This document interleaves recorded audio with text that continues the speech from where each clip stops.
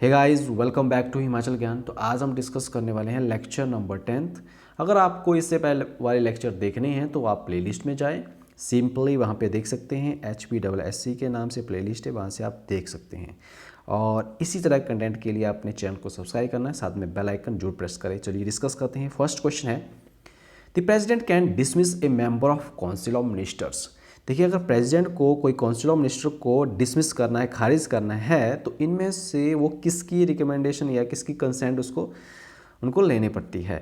तो ये चाहिए होती है on the recommendations of prime minister. अगर प्राइम मिनिस्टर रिकमेंड करता है किस पर्टिकुलर मिनिस्टर, जो काउंसिल ऑफ मिनिस्टर है, उसको हटाना है, तो वो फिर प्रेसिडेंट को बताएंगे और उस पर्टिकुलर मिनिस्टर को हटा देंगे। तो ये ऑप्शन नंबर सी इसमें राइट आंसर रहेगा।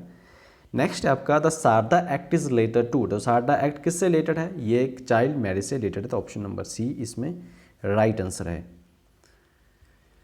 अगला प्रश्न है कि who among the following is not a member of national development councils, NDC के इनमें से कौन से मेंबर या सदस्य नहीं है? प्राइम मिनिस्टर होते हैं, member of NITI Aayog and chief minister of state. इसमें से ऑप्शन नंबर आपकी है डी। ये जो हैं प्रेसिडेंट ऑफ इंडिया, ये NDC के मेंबर नहीं होते हैं। नेक्स्ट क्वेश्चन है कि the residuary powers of legislatures under Indian constitution rest with. देखिए, हमारे तीन जो लिस्ट हैं, state list, concurrent list, union list. अगर इनके बजाय जो भी इन लिस्ट में सारे जो भी वहाँ आइटम्स मेंशन की होती है, अगर वो बच जाती है, अगर इन तीनों में कोई भी कवर नहीं होती है, तो वो होती है आपकी रेजिड्यूरी पावर्स में। तो ये रेजिड्यूरी पावर जो होती है, ये कंट्रोल होता है इसमें पार्लियामेंट का। तो ऑप्शन नंबर सी इसमें राइट आंसर रहेगा। नेक्स्ट प्रश्न है कि who is the final authority for the interpreting the Indian constitutions. अगर भारत संविधान की व्याख्या करने का अंतिम अधिकारी कौन है, तो ये सारा करते हैं सुप्रीम कोर्ट ऑफ इंडिया। ठीक है, the final interpreter of the Indian constitution is supreme court of India. ठीक है। नेक्स्ट क्वेश्चन है कि appointments for the all India services are made by. ये सभी ऑल इंडिया सर्विसेज की अपॉइंटमेंट की जाती है प्रेसिडेंट के द्वारा। तो ऑप्शन नंबर 20 में राइट आंसर रहेगा। और जैसे हमारे यूनियन पब्लिक सर्विस कमीशन है, UPSC है, स्टेट पब्लिक सर्विस कमीशन है, ये सारे आपके आर्टिकल 315 से लेके आर्टिकल 323 के अंडर ये सारे आते हैं। ठीक है। Next one is name the first जज of supreme court against which the proposal of impeachment was presented in the parliament of independent India. देखिए, ऐसे पहले सुप्रीम कोर्ट के जज कौन हैं जिनके खिलाफ में इम्पीचमेंट जो कि मोशन है वो पास किया गया था। बेसिकली ये मोशन जो पास हो गया था, बट क्या हुआ था लास्ट में कि जो उस टाइम की जो कांग्रेस की सरकार थी, उन्होंने वोटिंग में, मतलब वोटिंग ही उन्होंने नहीं की थी। तो इसकी वजह से क्या हुआ था कि उनकी इम्पीचमेंट नहीं हुई थी। अदरवाइज उनको एक जो गिल्टी ऑफ मिसबिहेवियर प्रूव्ड किया गया था। तो ये इनका नाम है जस्टिस रामास्वामी। ठीक है, V रामास्वामी। नेक्स्ट क्वेश्चन है, which the following articles of constitution of India is related to uniform civil code. Uniform civil code कौन से आर्टिकल में आता है? तो आर्टिकल नंबर 44 राइट आंसर रहेगा। नेक्स्ट क्वेश्चन है कि the idea of residual powers in the Indian constitution is derived from the filling the blank constitution. ये रेजिडुअल पावर जो है, आइडिया ऑफ रेजिडुअल पावर, ये कौन से कॉन्स्टिट्यूशन से लिया गया है? तो ये है आपका कैनेडियन कॉन्स्टिट्यूशन से इसको लिया गया है।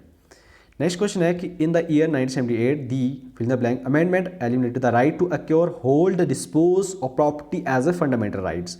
बात हो रही है यहाँ पे राइट टू प्रॉपर्टी, जो कि इसको पर्टिकुलर राइट्स को, पहले फंडामेंटल राइट था राइट टू प्रॉपर्टी, इसको एलिमिनेट कर दिया गया था। तो ये थी 44th अमेंडमेंट एक्ट 1978 में इसको हटा दिया गया था। अब ये एक लीगल राइट है और ये आर्टिकल नंबर 300A में इसको अब इंक्लूड किया गया है। नेक्स्ट हम डिस्कस करने वाले हैं ज्योग्राफी के क्वेश्चन। पहला है the parts of Himalayas lying between Sutlej and Kali river is known as. जो कि सतलुज और काली रिवर के बीच वाला पार्ट है, वो कौन से हिमालयज हैं? ये आपके हैं Kumaon Himalayas. Option number C इसमें राइट आंसर है।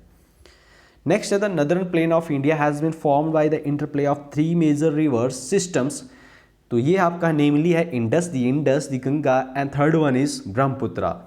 तो ये 3 नदर्न प्लेन जो इंडिया का है ये बना हुआ है 3 रिवर से, इंडस, गंगा एंड ब्रह्मपुत्र। तो ऑप्शन नंबर ए इसमें राइट आंसर रहेगा।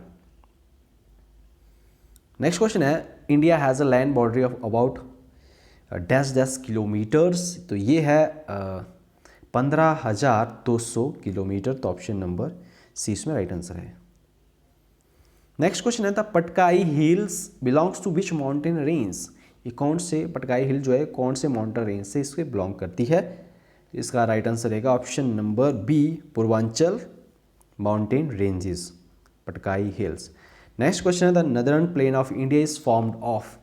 तो ये किससे बना है, ये बना है आपका एलुवियल सॉइल से, ठीक है, एलुवियल सॉइल से बना हुआ है ये, ठीक है, नदर्न प्लेन ऑफ इंडिया।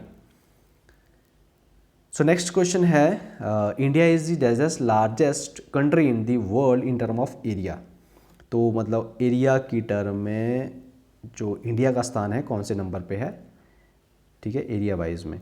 तो ये है 7th प्लेस। आपको बताना कि फर्स्ट प्लेस किसका है, कौन सी कंट्री का है इन term of areas. Next question, the place on the earth surface above the focus is called. जैसे मान लिया कि ये आपकी नीचे वाली धरती है, तो यहाँ से मान लिया कि भूकंप जो आता है यहाँ से जनरेट हुआ, जब ये धरती पे पहुँचा, जब यहाँ से जाता है धरती पे पहुँचा, तो ये वाले स्थान को, मतलब इस वाले पर्टिकुलर पॉइंट्स को क्या बोलते हैं, जब ये भूकंप जो है अर्थ सरफेस पे इसका फोकस होता है तो इसको कहा जाता है एपिसेंटर। तो ऑप्शन नंबर सी इसमें राइट आंसर रहेगा। और यहाँ बात हो रही है जब ये जो फोकस होता है, देखिए नीचे वाला जो होता है वो पॉइंट्स होता है फोकस, बिलो अर्थ सरफेस होगा। तो नेक्स्ट क्वेश्चन है, China does not share its border with which Indian state. तो ये अरुणाचल प्रदेश के साथ है, हिमाचल के साथ है, सिक्किम के साथ है, बट बिहार के साथ ये बॉर्डर शेयर नहीं करता है। तो ऑप्शन नंबर ए इसमें राइट आंसर है। नेक्स्ट क्वेश्चन है आपका, the ocean crust mainly consist of silica and dash dash. तो इसमें होता है एक सिलिका एंड दूसरा होता है मैग्नीशियम। तो ऑप्शन नंबर ए इसमें राइट आंसर है।